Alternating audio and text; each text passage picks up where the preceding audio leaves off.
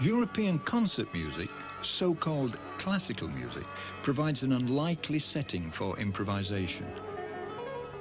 Formal, precious, enthralled to its historical geniuses and their timeless masterpieces, this music usually shuns the accidental and the unexpected. And yet, improvisation played a vital part in the genesis of this music, as in virtually all music.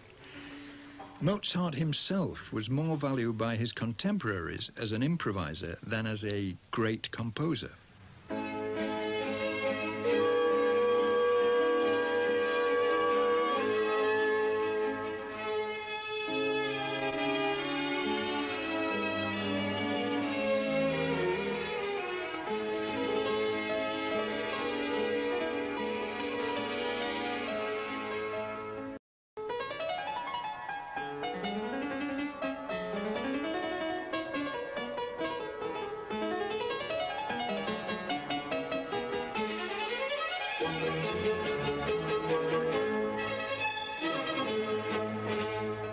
Recording industry wants, of course, to make recordings as efficiently as possible.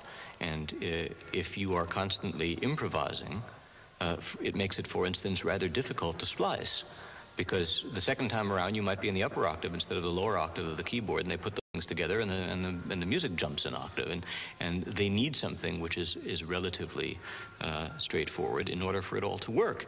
And it seems to me that this standardization has produced not just a lack of improvisation, but I think one has to say that apart from a few extraordinary practitioners, a basic level of music making which isn't terribly interesting anymore.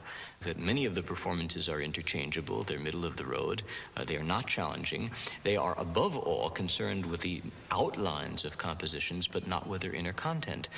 Neither the emotional nor the intellectual fundaments that create all of the inequalities, the dissonances, the stresses and the strains in this music, from which, by the way, improvisation also originates. Those things are generally not found because it's risky in every possible way. First of all, it's risky for you because you might get so carried away by what you're doing that you might play a few wrong notes. But our society has lionized this kind of predictable performance just the way it has lionized certain standard in shoe polish and toothpaste and laundry detergent. We want certain things that are reliable. You go out and buy a record, and the record's got to have all of the right notes on it, because people go into a concert, they say, the record at home, it sounds really much better. I mean, I don't know why I paid my 15 pounds to go to a concert when in fact I would have been better off just listening to that CD I have. And of course, if more people were playing in this creative way in the music which requires it, then that issue would never come up. People would say, oh, it's really a pity that I have this CD at home because I just have to do the same silly thing all of the time, and not really have a sense that I experience the performance that belongs only to me and only to those who heard it, to be treasured forever, or to be exchanged with another which I treasure even more, but which is fragile, which is as fragile as this music really ought to be, and not capable of replication.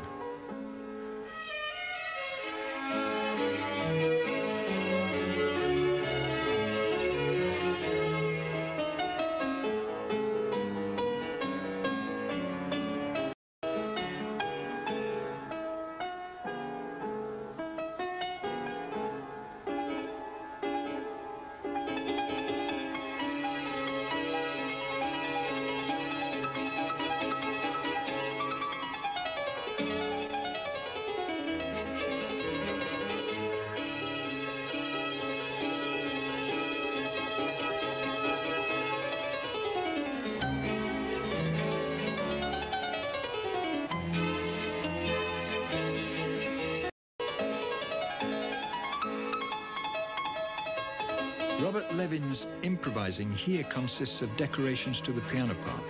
Later, in the cadenza, the section left open by Mozart for the performer to improvise, Levin is one of the very few concert pianists prepared to accept Mozart's invitation.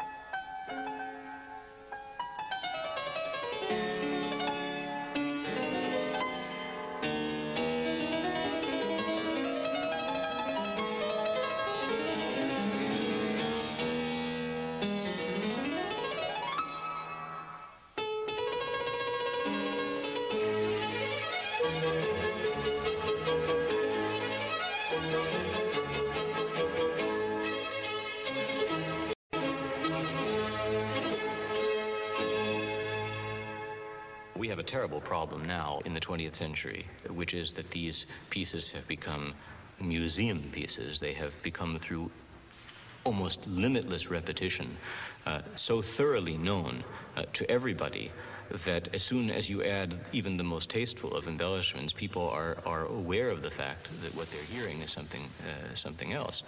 This was certainly not true in Mozart's time. I think if the average concert goer just pauses for a moment and contemplates the fact that he or she has undoubtedly heard every work of Mozart, not only twice as many times, but arguably hundreds of times more than the composer himself, shows something about our attitudes to be moved and our attitudes to be flexible about these things. I think, frankly, that the risk of appalling a few people who hear a couple of extra notes is more than balanced by the rewards of assimilating a language and bringing it alive. And we are very, very fortunate in that, in the piano variations, in the solo sonatas, we have many, many examples of precisely the kinds of vocabulary Mozart uses when he desires florid embellishment. You see the autograph version, for instance, of the F major sonata, whose slow movement has a passage that goes...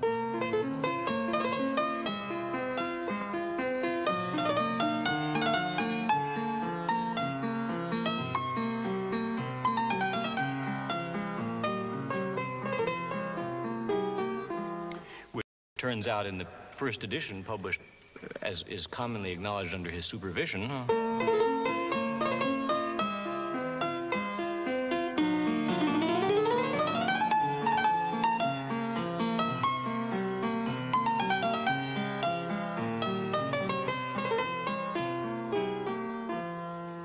Now, I think it's probably a good guess that if that text, the second one, had not survived and someone were to have done something as flamboyant as that big scale today in a performance, that they would be attacked for having unforgivably gross taste.